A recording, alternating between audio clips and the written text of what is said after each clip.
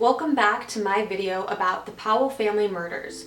This is part 2, so if you haven't watched part 1, go watch that right now just so that you have some context. So we left off talking about one of Josh's previous girlfriends, Catherine, and this was really the only serious girlfriend he had before he met Susan. Josh and Susan first crossed paths as adults when Susan was 19, and they met through an LDS group for single adults. But actually, Josh and Susan had come into contact earlier when Susan was actually 12.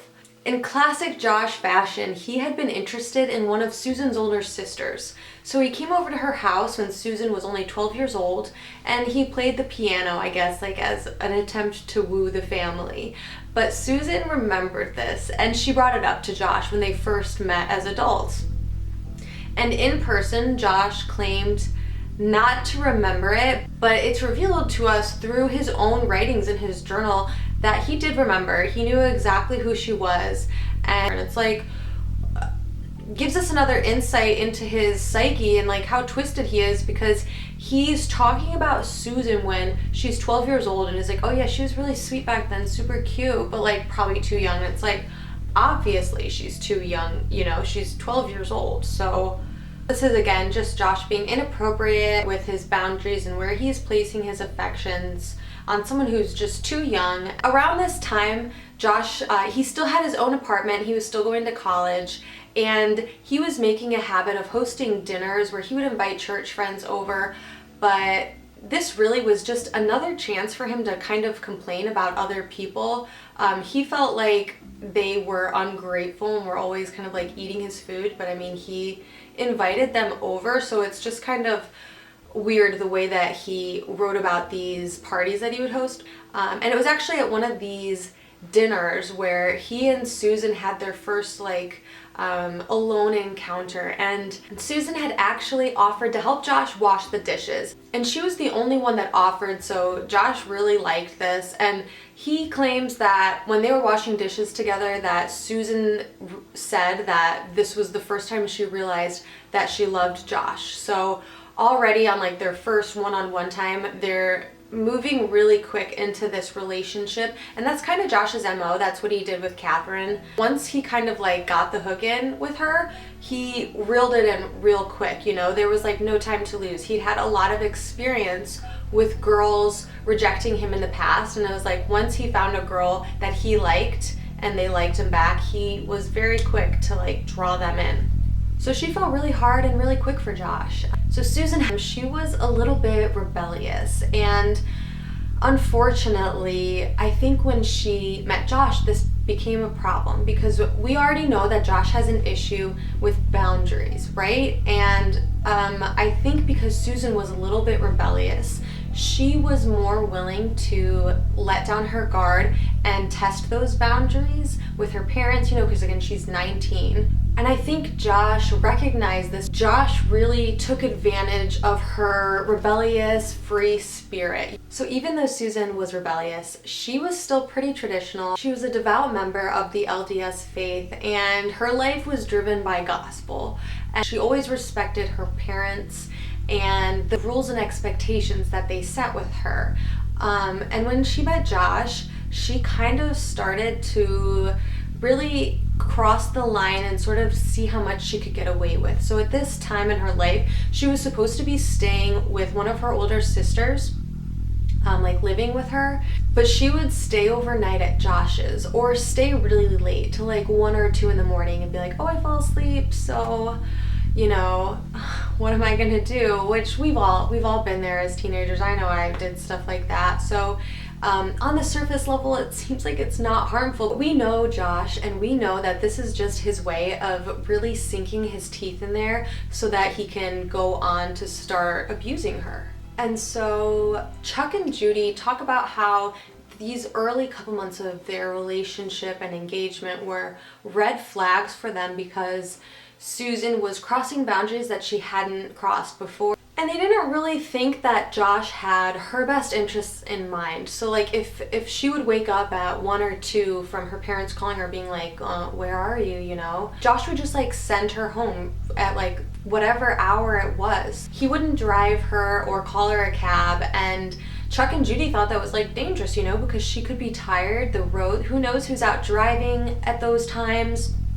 And yeah, I totally see from their perspective, they want to make sure that whoever their daughter's dating is going to take care of her and make sure that she's safe. And Josh wasn't really doing that. He didn't have those same values instilled in him. I don't think he ever really even thought to drive her home or do something like that. Plus, he was pretty cheap, so he probably didn't want to spend money on gas or a cab. And some of Josh's voice diaries at this time are super disturbing because he's talking about Susan in such a possessive way. Like, he talks about how he likes her body and he likes that she does dishes and laundry. If those are good things and those are things that you want in a partner, sure, that's fine, but it also needs to go deeper than that. Susan was always good at seeing the bright side of things, and she was really silly person. Like, she's just seems like this like big goofball full of energy, a little bit risky and flirty, and I don't know that Josh recognized any of that. He couldn't have, because if he did, he wouldn't have been as controlling and stifling as he was. If he loved her for all of these wonderful redeeming qualities that she had, he would have lifted her up and encouraged her to have positive social interactions, to go as far as she wants in her career. But instead, he started to just employ tactics of jealousy and control. Susan was a cosmetologist, and she loved making people feel good about the way they looked. And Josh didn't like that job for her. He didn't want her cutting hair. He thought that people didn't appreciate her enough and that she didn't get paid enough for what she did. And he also kind of resented all of the social interactions that she had while she was working. So eventually Josh pressures her to quit that job, which is something that she loved. Like I said, she was 19 and he was in his mid-20s. There was a little bit of I think a maturity difference and a little bit of a power dynamic difference as well, because in Susan's eyes, Josh is an independent, older guy with a job, a car, an apartment, you know, and it seems like the full package. So she was really invested, you know, but that's just what the outward appearances showed her. She didn't know how controlling Josh was, obviously. And I don't think that some age gaps in relationships are an issue, but when there's a power dynamic and there's like a status dynamic, it really makes it unfair and it makes the relationship unhealthy. So Susan is 19, she's just coming out of high school, and she doesn't really have a taste of like independent life, freedom, living on her own, working and providing for herself. And when she meets Josh, he looks like he's this young guy who's got a lot going for him. So of course to Susan, Josh seems like the perfect guy, you know, and he's a member of her faith that her whole entire family belongs to. And I think he used all of these things to give off an image to Susan that is something other than what the truth really was, you know, because deep down Josh was struggling. He really had an issue with money. He didn't know how to spend it or save it, and he didn't have much of it, and yet he was kind of giving off this like independent status. Like, so Susan, instead of having, you know, that time in her late teens, early 20s to discover herself, establish her own sense of independence, comfort levels with relationships, boundaries, instead of like taking the time to establish all of that, she went right from like living with her parents and being under their house and their rules to going and living with Josh and being under his house and his rules. And there's no right or wrong way to live your life or to make the transition into adulthood. It just, I think that the way that Susan did it, when we're looking back, it kind of shows maybe how one of the reasons why she felt trapped in that relationship, why she felt like she was staying, because it's Really all she knew in her adult life was being married to Josh. So after just a few months, Josh proposed, and they were married in 2001 in the LDS church. It's a small wedding reception, but Josh's family was there, and so was Susan's. Now, part of Josh's family, like his dad and most of his siblings besides Jennifer, were not allowed in the actual wedding ceremony, because in the LDS church you have to be an active member of the congregation in order to attend those special ceremonies. So the rest of Josh's family joined them after the ceremony at the wedding reception, and of course Steve brought his video camera to capture everything. Except he didn't really capture everything. He mostly captured Susan and his obsession for Susan. I mean, he has the camera on Susan the whole time. Honestly, it reminds me of a creepy version of Love Actually. You know that one storyline where it's like Keira Knightley and her new husband's best friend was supposed to do their wedding video, but he won't give it over, won't cough it up, and then it turns out that he only got like footage of Keira Knightley because he's totally in love with her, and it's all very like intimate footage where he's like very close up on her face and like her shoulders and hands and stuff. Okay, literally the videos that Steve took at their wedding is that, but on like the creepiest, most disgusting level that you could possibly imagine. So he's just obsessed. Years later, the police got a warrant for Steve's house. This was during the investigation into Susan's disappearance, and in his bedroom they found a safe, and they unearthed pictures from the wedding day, from Josh and Susan's wedding, and he had cut out Josh's face and replaced it with his own picture. So he like recreated Susan's wedding to Josh to be Susan's wedding to him. And I mean, if that doesn't have creepy spelled all over it, I don't know what does. And this is his daughter-in-law. So obviously people in this family, Josh and Steve at least, don't have a sense of where it's appropriate and where it's not appropriate to place your affections. And in the early parts of their marriage, Josh and Susan lived with Steve, and at the time Alina and Michael, Josh's younger siblings, were also living in the house, so it was really crowded. There wasn't any privacy, and this was made worse by the fact that they lived in Steve's living room. Like, that's where their bed was, that's where they slept and kept their clothes. And I think they put up like a sheet or something just to divide the space to give themselves what privacy they could.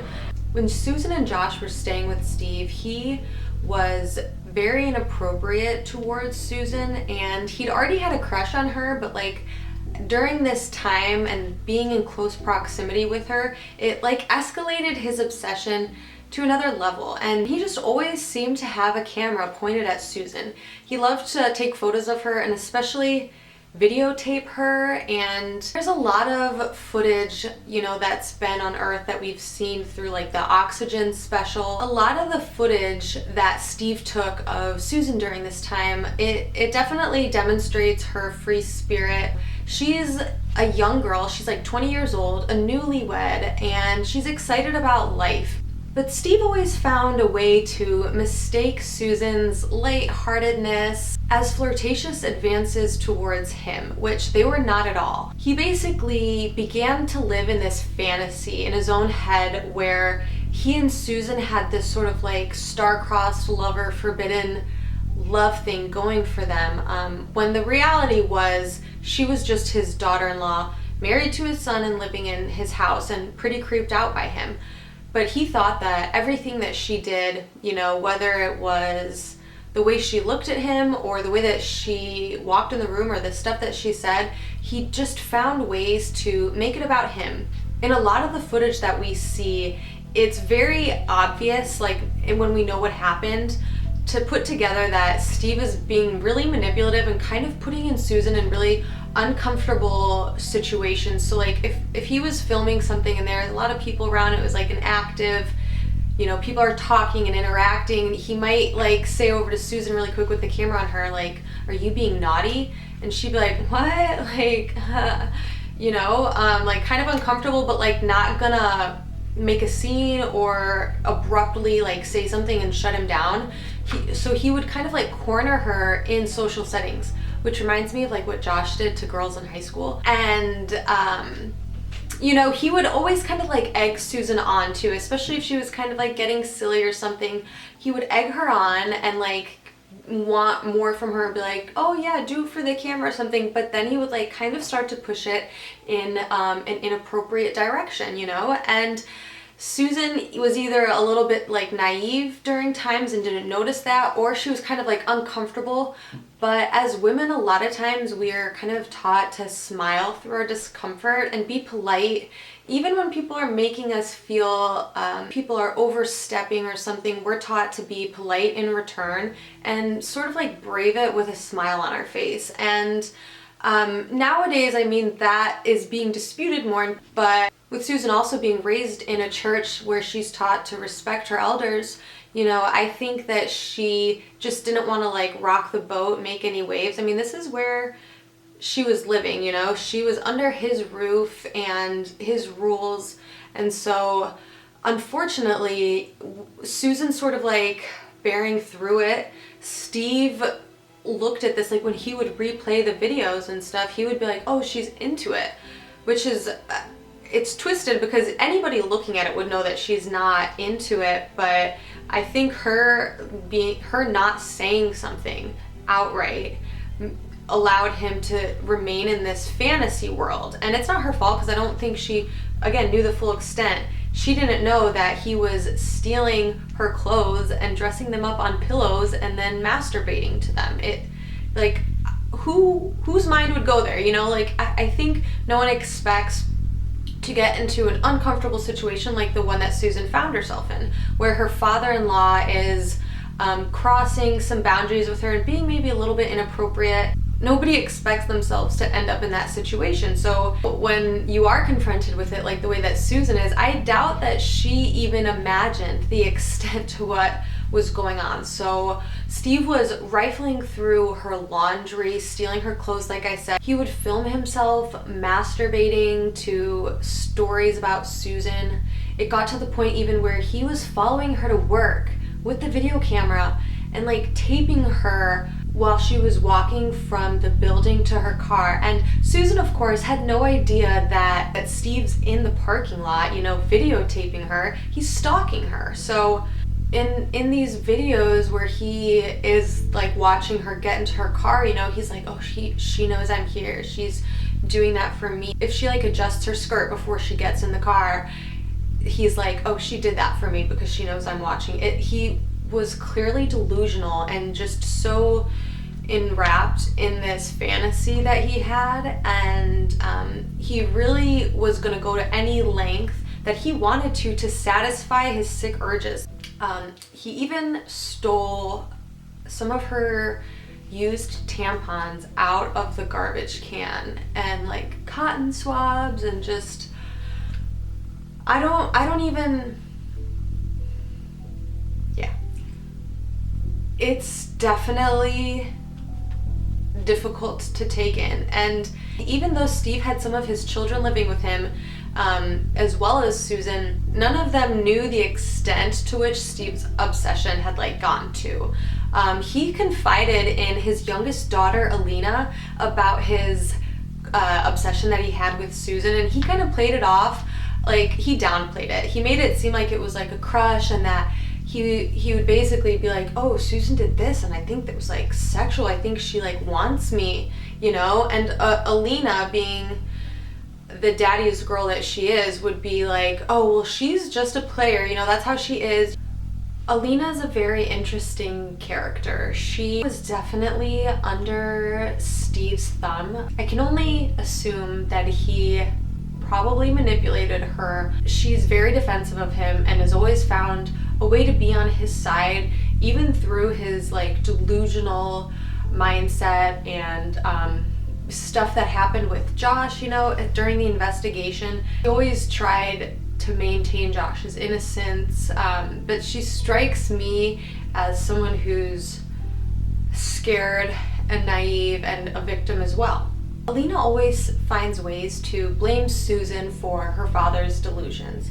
I think she was so thoroughly manipulated by Steve that she also kind of like played into his delusions a bit, or like believed them, because she talks in an interview that she gave with Oxygen about how she felt like Susan just wanted attention and that she was like doing, you know, flirtatious movements towards Steve, and that once she saw her dad, like, you know, reciprocating, then she got worried. But, you know, it was never like that.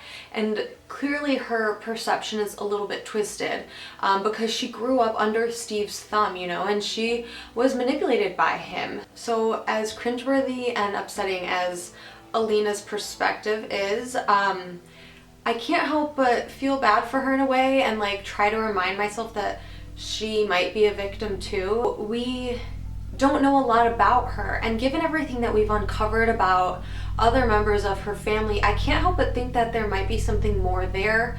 I'm interested to know like further about her role in the dynamic of that family and that household when they were all living with Steve. Obviously, like, I don't know, and I'm kind of just going off of intuition, but I feel like nobody could have escaped that household without, you know, facing some type of like abuse, manipulation, but I don't think we'll ever really know more about her, especially at this point when it's been like almost 10 years since all of this is behind us. Everything in this video is my opinion. Oh, yeah. But Josh's other brother Michael was living with them too, and I mean, we know Josh is smart, but Michael's even smarter than Josh. He is very independent, and Steve described Michael as very thoughtful and quiet. So during this time when they all lived together, Michael was very career oriented. He had enlisted in the army, and he was also focusing on his education.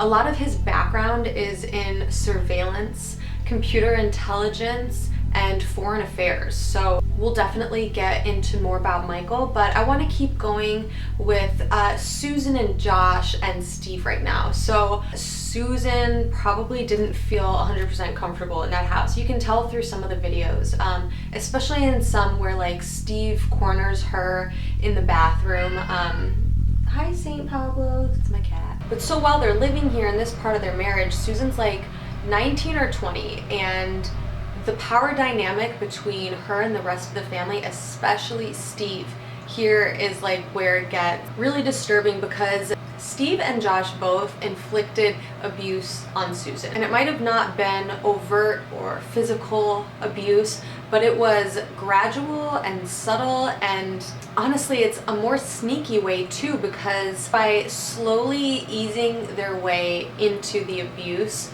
I think that messed with Susan's mind a little bit. I think it made her second guess herself. But that kind of abuse, you know, it's a slow trickle. It's like a morphine drip, and before you know it, you're incapacitated. You don't have any control over what's going on. And so even though I don't know how much Josh was abusing Susan in the first like couple years of their marriage, I think he was more so like taking a back seat and kind of working on checking out while they lived with Steve. And that's really when Steve was slowly but surely overstepping boundaries and applying pressure on Susan in a way that was definitely abusive and emotionally disturbing. So obviously it's not the best living situation, but they're newlyweds and they need to save money. I mean, they wouldn't be the first people that moved in with their parents even after they were married for a little while, just to like help save up money for their house. And you know, Susan kind of thought that she was coming into this accepting, warm family, and she had no idea what she was getting herself into. So Susan finally became like concretely aware of Steve's obsession towards her when he was driving her to visit her parents. I kind of already touched on this in part one. Josh had gotten a job as a truck driver, and instead of Susan staying at the Powell house, which was already kind of uncomfortable, you know, she wanted to take this time to go visit her parents. So Steve offers to drive her. And this was right around the time where they're trying to move out of Steve's house, and Steve knows this. So on this drive, Steve brought his video camera and he kept it in the back, and he captured a conversation that ensued between him and Susan. And he basically tells Susan, this is going to be really hard for me that you guys are going to be leaving because I've fallen in love with you, and Susan's kind of like speechless for a while, and he brings up an instance. Susan had learned how to like wax her legs. She was impressed that it had been a couple of days and she still wasn't prickly, so she was just like kind of like openly commenting on it, and Steve took the opportunity to like feel her leg, you know, which he thought was like the most intimate moment ever. But he brings this up too, you know, and Susan's just like, look, I've been like kind of like, yeah, meaning to talk to you about this, so I guess I'm kind of glad you addressed it, because it's inappropriate, like I'm your daughter-in-law. But you know, later Steve reviews the footage like he always does, and he convinces himself that really Susan didn't say no. She was just like, oh, well, it's just because of the circumstance, because I'm your daughter-in-law, which she did give that like reasoning, but that wasn't like her only reason for saying no. That was like kind of her trying to establish like, don't you see that this is wrong and creepy? So even after Susan and Josh move out, he's still totally obsessed with her, and they move to Utah, but Steve does visit them and stuff, and of course he's always bringing his camera along to record everything. So Josh and Susan are living in Utah, and they're renting an apartment, and they are finally getting, you know, a taste of independence. But just because Josh and Susan got some distance from Steve doesn't mean that their marriage got any better. In fact, it kind of all went downhill from here. And Josh really revealed himself to be not the man he portrayed to Susan when they first met. So his truck driving career didn't last long, and from here, Josh never really had a steady job. Susan and him kind of like hopped around for a while. I think they worked at like an old folks home, but nothing really worked out. He wrote in his diaries and like letter correspondences that he could pretty much do anything he set his mind to. Like if he wanted to be a lawyer, he would be the best, most brutal lawyer there would be. You know, even for like the best of us self-motivators, there's a limit, and he had a really big problem with follow-through. Susan wrote in her diaries that she really wanted a husband who was a strong, spiritual, and like household leader, and Josh just wasn't that. And he, over the next couple of years, is revealing that, because he can't stick with something. Whether it's a job or a house project, Josh can't really seem to commit to any of these things, and he always has an excuse as to why he can't get it done. They ended up getting their own house in Utah, and Josh was really excited because they had all this space, but they couldn't really afford to get the house, and Josh's job like really wasn't stable enough to like continue paying for it, and so they struggled. Their financial problems got really bad once they owned a house. They didn't have a lot of extra income to spend, so Josh wanted Susan to be pretty frugal with their money, and he controlled most of the finances.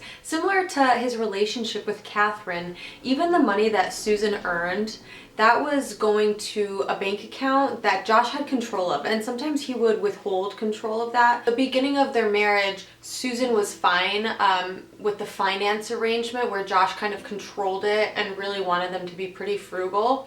But his reign on the finances only got tighter and tighter as time went by. And if she spent more money than he thought was necessary, he would not give her access to that money, like lock her out of the bank accounts and change the passwords. And I'm not talking about like she has a shopping problem, so she's gonna go buy herself whatever shoes or stuff she wants. This was over really small things, like a couple of cents per ounce difference from store to store, that he would get mad over, like on the grocery bill. So it wasn't like she was overspending or being selfish in any way.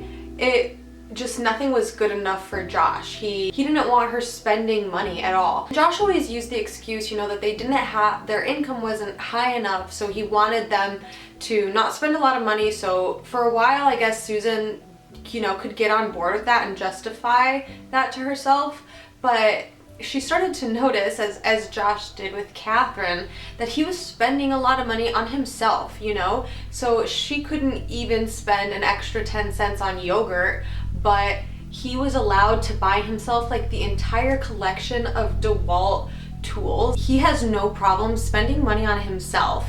So he gets a lot of tools. He spends money on computers and hard drives and monitors, cameras, like a bunch of just random toys. So just like when he was with Catherine, he's spending a lot. And yet Susan isn't able to spend anything, you know? He gives her a hard time for wanting to pay tithing at her church. He claims to be on a budget, but he'll spend thousands of dollars on tools for stuff, for projects that he can't even finish or doesn't even start, you know?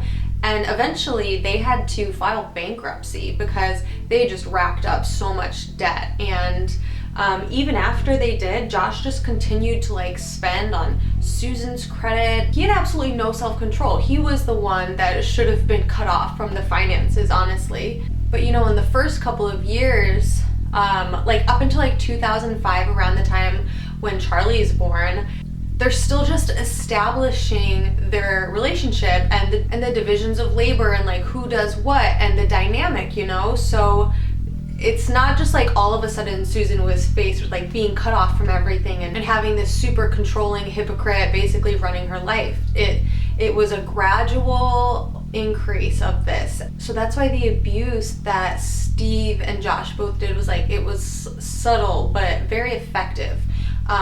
So Susan kind of got on board with Josh having control of the finances and not being able to spend much because, you know, she's trying to be a good wife and she really wanted to be supportive. And once she had kids, you know, that was like a big motivation for her to really do everything for her kids. You know, it became about them. And I think that's when she started to realize that like Josh wasn't just withholding and abusive to her. When he was like that to the kids, that's when it really became apparent in her eyes. A lot of reasons why he couldn't hold down the job or something was because he was kind of confrontational, like a know-it-all and very assertive, and didn't really understand how aggressive he was kind of coming across.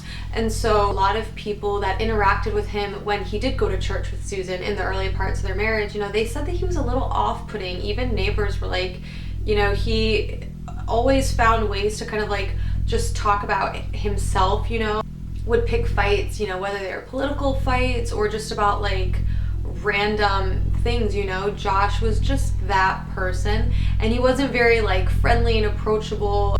It's just that everything was always on his terms. And Susan definitely started to notice this later on in their relationship. Definitely took years for all of these things and all of these like red flags and truths about Josh to reveal themselves. Because, you know, in the first couple of years that you're married, especially since they got married so quick, and they had never lived together before, and they didn't really have a strong foundation to begin with when they went into the marriage, just because they were very young and they didn't really know each other. So I feel like Susan, who was starry-eyed and determined to be a good wife, went along with things like, you know, Josh controlling the finances and stuff because she was used to a more traditional lifestyle and gender roles in a relationship like that, you know, where a man controls the finances and her duty is to like keep the house and be a good wife, you know. So at first I don't think she saw these things as red flags or as like really controlling. I think she saw them as opportunities to like show her devotion and be a good wife. Once Susan and Josh had some kids, so they started having kids around 2005. They had Charlie and then they had Braden in 2007. And when they started having kids, money obviously got tighter. And Josh like later bragged about how he could feed his family of 4 for like $5 at some taco joint, but he was just so frugal with the money, and it definitely borderlined abuse because there was a lot of reports of people saying that like Susan and the boys both were underfed, and so she wasn't able to just go out and get the boys food if they needed it, and she didn't have access to transportation because they only had one car. They had a minivan, but Josh rarely let Susan take this to work, and Susan had to bike to work or get a ride with a friend if she was lucky. So Susan ended up riding her bike to work a lot, and she had to like ride along the side of a highway where there would be like semi trucks passing by, and Josh still didn't think that this was a problem. But even having kids didn't improve their marriage. Susan was really happy to be a mom. Obviously being a young mom and a newlywed is pretty stressful, so that did come out at times, but overall Susan was a really great mother. She was devoted to her boys and she seemed like she had a lot of fun with them. She liked to teach them things, you know, and bring them to church, and she was very interactive as a parent. Whereas Josh was a pretty narcissistic parent where, kind of like Steve, Josh couldn't really separate his sons from himself. You know, he only saw them as little extensions of Josh, basically. So before they had Braden in 2007, Josh had already stopped going to church, and even though they left Washington on kind of bad terms with Steve, given that he confessed his love to Josh's wife, you know, that didn't stop Josh from having a pretty close relationship with Steve and the other members of his family. And Susan had made it clear that she wanted to distance herself from them, especially because they didn't share the same morals and spiritual values that she wanted to have present in her family life and in her home. But Josh didn't really stay away from his family for that long. Even though they lived in a different state, he would be on the phone with them for hours, you know? Sometimes on speaker, it would be his whole family back at Washington, like they'd have the speaker phone on in their house. So it would be like Steve and Michael and Delina all talking with him. This made Susan uncomfortable, not just because it's a kind of like awkward for her to be like walking around in her house while her husband's on speakerphone with people that she feels really uncomfortable about and just wants no part of, but they would also like talk about her. So walk in one time and she heard Josh talking on the phone with his dad in front of the boys about how like the church was evil, Mormons were evil, and mommy was evil because she makes them go to church. So obviously Susan's like, what, like in front of her young sons, and yeah, they might have been like babies at the time, you know, toddlers, but that's still not something that you want instilled in your kids from a young age. It made Susan very uncomfortable, and she was disappointed that Josh was kind of like so easily falling back into that lifestyle. And he had stopped going to church, now he's talking bad about Mormons. It's kind of like a mini Steve in the making. And since Jennifer, Josh's oldest sister, is also living in Utah and she's very involved in the Mormon faith, she and Susan become close. And during this time, when she's got two very small children, and she's starting to hear from Jennifer about some of the family history and this generational dysfunction that's been playing out, and how Josh has had some ups and downs in his spiritual life. Susan wrote how she was concerned how Josh had fallen away from his faith so easily, that like maybe it was all kind of like a front in the early parts of the marriage to lure her in, and she didn't want to believe that, you know, but she couldn't help thinking, because he had just changed so drastically. He went from like reading the gospel and praying at dinner and like preaching about how he was righteous, and yet now, just a couple of years into their marriage, when he's like a new father, he's talking about how Mormons are evil and there is no God and stuff, and it really disturbed her. And this is kind of when she's starting to put together that maybe she was a little bit naive when she entered into this marriage. You know, she's looking around at her life and she's got two boys with this man. She's got debt with him. He has control over their finances. She doesn't have money saved up in case she did want to get away. They only had one car, which he barely gave her access to. And she kind of felt trapped, you know? She sort of chalked this up to depression in some of her journals. And she always came back to like really wanting to make things work. In her eyes and in her religion, you know, she and Josh were married into a marriage of like all time and all eternity. They were spiritual partners that were like bound together forever, and she had a duty to see him through this hard time, you know? And that's admirable. I think we all have to admit, we would all be lucky to have somebody supporting us and so accepting and unconditionally loving us like Susan. Unfortunately, Josh took advantage of that, and it ended up not being in Susan's best interest to be so loving and patient, and that's a real shame, because persevering in a relationship in some circumstances can be a very admirable quality. It's just that when we see it in instances like this, we want to be like, ugh, if only she left. But she can't see to the future. She doesn't know what's going to happen to her. So, and you know, still in these first like 5 years of her marriage, it's not like Josh has ever hit her or anything or given her reason to like fear for her safety, you know?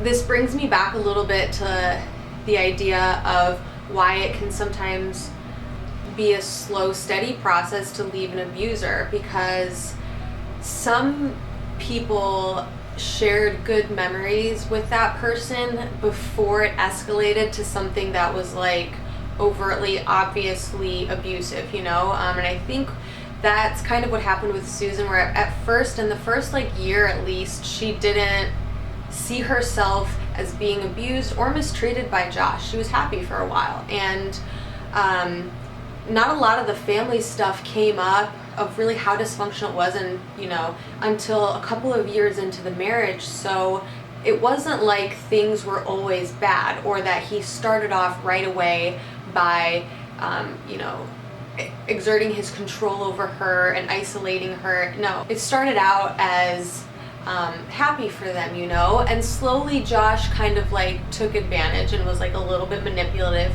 here or there. And at first Susan succumbed to it. It took years for her to really see what she'd gotten herself into, and that can complicate things, you know, later down the road, 10 years into a relationship, when the abuse is becoming too much to bear. It can be really hard to kind of separate the abuser from the really good memories that you might have shared at one point. And even though those are an illusion, it's hard to break free from it. So that's sometimes why it takes people time, or they might like kind of flop back and forth between like, I have to leave and I don't want to leave. And that's again why people who are in the support systems around people who are facing abuse need to be patient and understanding about what they're going through, and understand that there's nuance to this. This isn't just like a black and white thing, like he's bad, he hits me, so I definitely have to leave. Like that's usually not what this abuse looks like. It's so complicated, complex, discreet, and Susan's was completely unique to her and the Powells. So I don't think she could have seen this coming. So many people get married when they're young, and maybe they're a little bit naive and foolish, sure, but that they don't always end up like Susan. And so we can't blame her for not having that foresight and for really wanting the best and to like make her marriage work. You know, once she has like 2 kids and she's like 6 years into the marriage, she's starting to get a little bit fed up with this treatment. He was verbally and financially abusive, so she recognizes this, but it all escalates from here.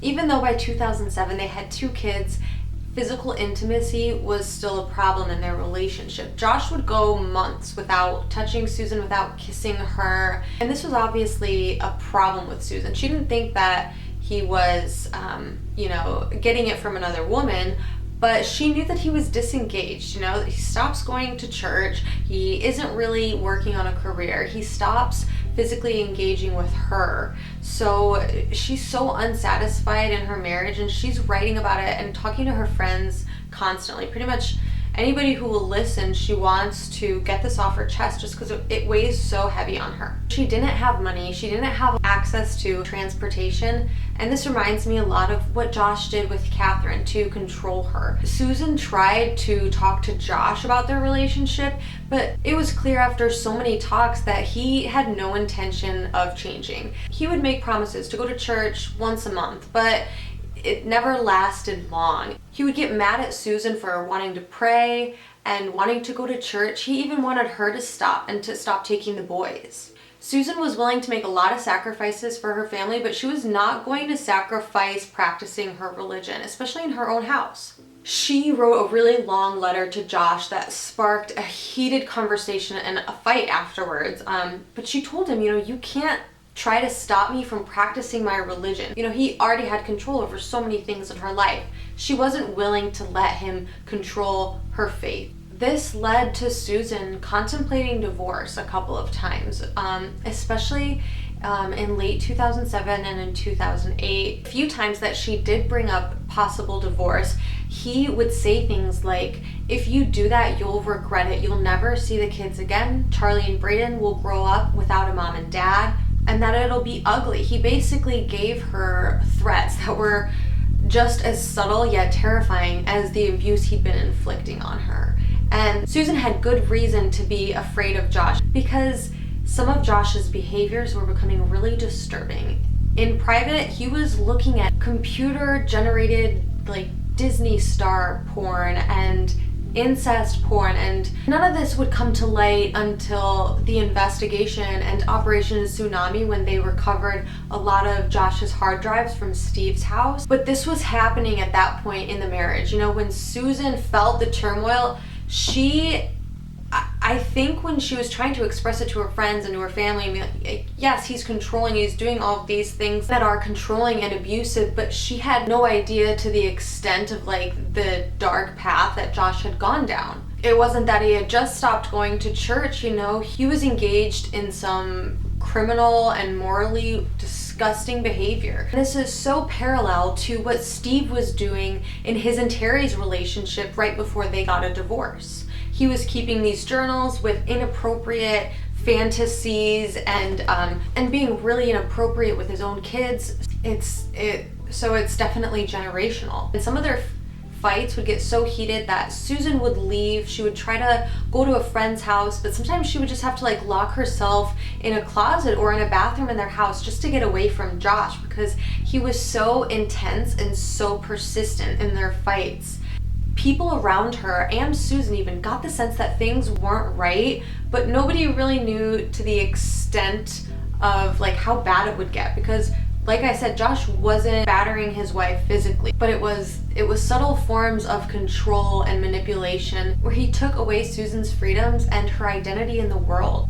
On one occasion, Susan slapped Josh, and I can't help but think that maybe this just complicated things from Susan's perspective, because while Josh's abuse wasn't physical, he would intimidate her, you know, with his physical presence. I think when Susan hit him, that might have made her feel like, okay, well, I just crossed a line that he's never crossed before, so maybe I'm in the wrong. I don't know exactly why Susan slapped him, but it might have been in like retaliation or after a buildup. I don't necessarily think that Susan was instigating anything and just going over to him and like slapping him.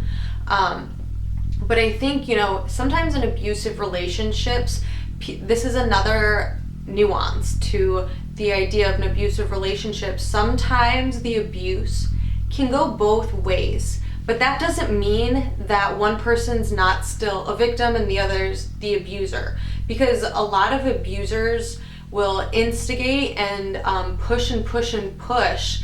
And after a while, it's almost like human instinct to maybe fight back or retaliate or return some of the violence. But that's still a version of self-defense and self-preservation. So some victims definitely see the lines blurred and are confused by the reciprocation that they might put off leaving, kind of have a warped perspective about what really went on and who incited the violence to begin with. But like regardless, if there is violence happening in a relationship, that's toxic, and human behavior escalates, especially with rage and emotions like that. So it's never a good idea to continue to engage in that kind of communication and relationship, because there's a good chance that it will escalate to something that you can't recover from. And in some ways, I think she was proactive about trying to find an escape route, but in other ways she really wanted to stay and stick it out, because I don't think she had a full understanding of all the different forms abuse comes in. And regardless of whether or not Susan knew the extent of like how far Josh had strayed from like what is morally acceptable, she still had some idea that she was not safe and that things were not well.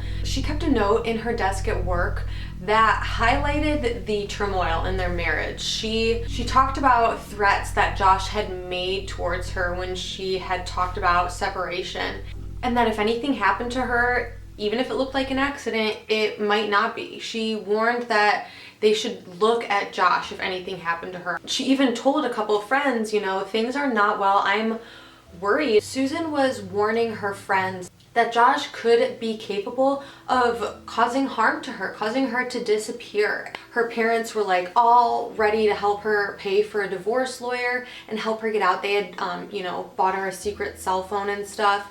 And in her private diary, she wrote that she felt like really torn because she's either going to be like living with Josh and dealing with her crummy marriage, or she was going to have to go right back to her parents and being dependent on them. So I don't know if she really had a sense that she had very many options other than going back and living with her parents. Looking back at cases like this, it's full of like, oh, if onlys, and hindsight is 20/20.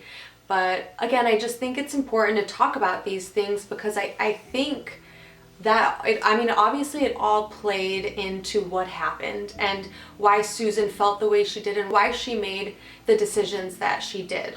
Taking the time to establish yourself as an independent person is so important to your overall well-being, because you might find yourself in a marriage or a relationship that doesn't work out, and you might need to find a new house, a new place to live, new employment, and money and all of that aside, it can be scary to step into doing that, take those first steps if you've never done it before, especially as a grown woman with dependents. It's scary. So I think it's really important to be self-sufficient emotionally, and be mature in that way where you feel like you can stand on your own 2 feet. Like, yeah, you might need help financially and stuff like that from friends or family, or even resources like women's shelters and stuff. But I think just having a general sense that that you can do it on your own and be your own person, that makes all the difference. We need to talk about these things to help build awareness so that we can recognize if it's happening to us or to someone we love, or even if we find ourselves kind of exhibiting some behaviors that are controlling and maybe even abusive onto the people that we love. It's not stuff we're just born knowing, and we're not just equipped with being able to sniff out abuse. We're really subtle sociopaths, we can't predict these things,